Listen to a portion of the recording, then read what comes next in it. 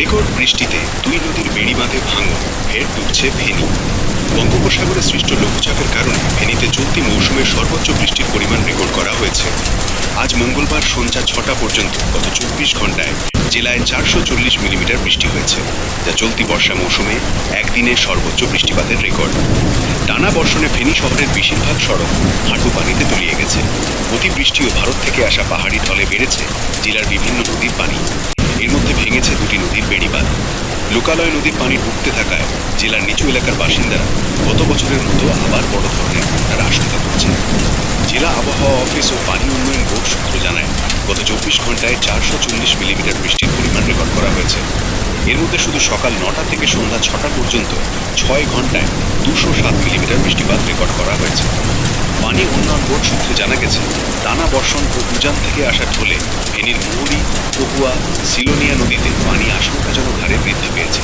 আজ সন্ধ্যা 6টায় মুহুরী নদীর পানি বিপদসীমার 113 সেন্টিমিটার উপর দিয়ে প্রবাহিত হচ্ছিল।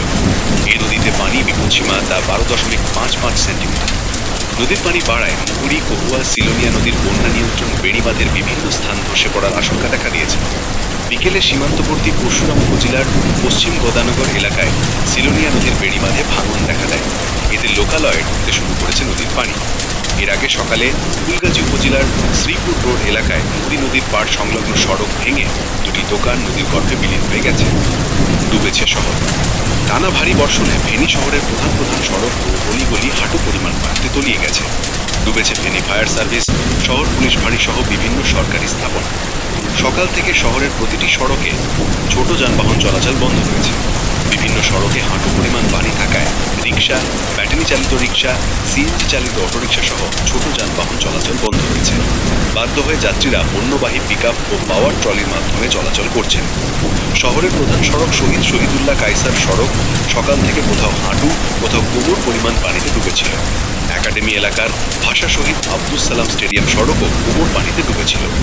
ফেনী পৌরসভার প্রশাসক ও স্থানীয় সরকার বিভাগের উপপরিচালক উপসচিব গোলাম মোহাম্মদ বাদেল বলেন, অতি ভারী বর্ষণের কারণে ড্রেন কালভার্ট অবধি পানি প্রবাহিত হচ্ছে। পানি নিষ্কাশনের জন্য পৌরসভার কর্মীরা নিরলসভাবে কাজ করে যাচ্ছেন। বৃষ্টি বন্ধ হলে পানি নেমে যাবে বলে আশা করছেন।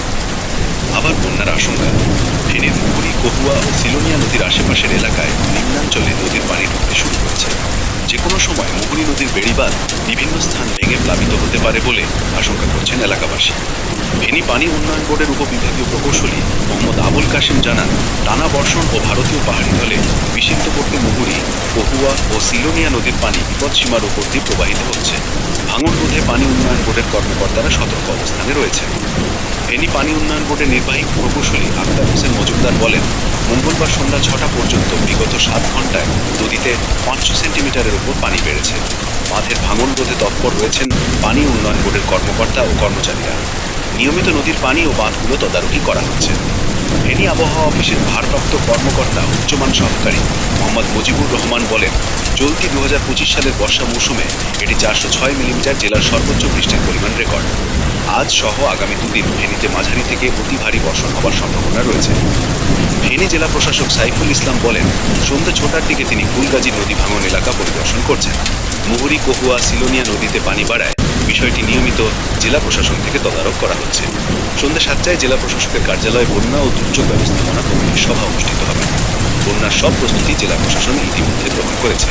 প্রসঙ্গত 2024 সালে আগস্ট মাসের স্মরণকালের ভয়াবহ বন্যায় ফেনীর সব উপজেলায় ব্যাপক ক্ষয়ক্ষতি হয়েছিল। এতে 29 জনের প্রাণহানি হয়েছিল। পানিবন্দী ছিলেন 10 লাখেরও বেশি মানুষ। ক্ষতিগ্রস্ত হয় সড়ক যোগাযোগ, শিক্ষা প্রতিষ্ঠান, যানবাহন, ঘরবাড়ি ও ব্যবসা বাণিজ্য সহ প্রায় সব খাত। সেই বন্যায় প্রায় 2686.200,500 টাকার ক্ষতি হয়েছিল বলে জেলা প্রশাসন থেকে জানানো হয়েছিল।